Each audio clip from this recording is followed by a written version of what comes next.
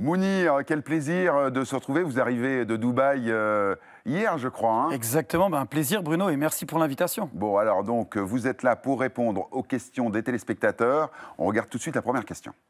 Bonjour, je m'appelle Martine. Je pense acheter ma future résidence principale à l'étranger pour ma retraite. Est-ce une bonne idée? Alors, l'investissement à l'étranger pour préparer sa retraite, est-ce un bon plan et est-ce que c'est risqué? Alors ça peut être compliqué Bruno quand on est mal informé, mal accompagné, c'est vrai. Mais il faut savoir qu'aujourd'hui des destinations comme Bali, la Thaïlande, Dubaï, le Maroc peuvent être les bonnes destinations, ne serait-ce que pour le coût de la vie. Ah oui, c'est ça. Aussi, les infrastructures mises en place dans certaines destinations, ça peut être aussi plus adéquat, notamment qu'en France, dans certaines régions.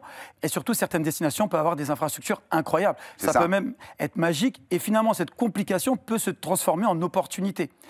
Par contre, ce qu'il faut prendre en compte, Bruno, c'est surtout la mise en place des visas.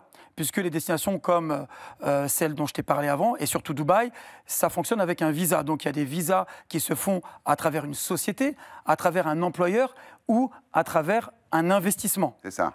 Et donc, à la retraite, je peux aller m'installer au Portugal, aux États-Unis, à Dubaï, assez facilement, finalement? Ça peut être très facile, encore une fois, quand on est bien accompagné. Ce qui peut être encore plus intéressant, justement, c'est de comprendre quel est le système de fiscalité sur place. Ouais. Des endroits comme Dubaï, comme tu le dis, ont une convention de non-double imposition, donc tu ne payes pas d'impôts, ce qui peut rendre ça encore plus attrayant. Eh ben oui. Et surtout pour la succession. Donc tu ne payes pas de frais de succession, et c'est encore magique. Bon. On regarde la deuxième question.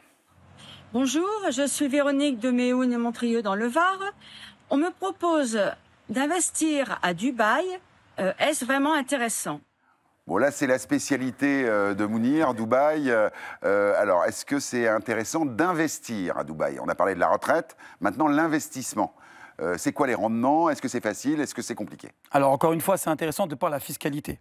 Il n'y aura pas d'imposition directement.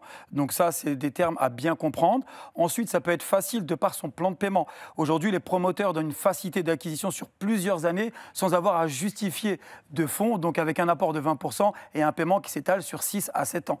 Il faut avoir un petit peu de cash, c'est vrai, mais ça peut très vite devenir la bonne opportunité. C'est très important ce que vous nous dites, Mounir. C'est-à-dire qu'en fait, les promoteurs, à l'étranger, en particulier aux Émirats, proposent des facilités de paiement. Exactement. Ils jouent le rôle des banques, en fait. Exactement. Et surtout, au niveau des rendements, on va monter à 8, 9, 10%, car en Airbnb, on n'est pas limité. On a 365 jours de l'année où on peut totalement profiter et optimiser ses rendements.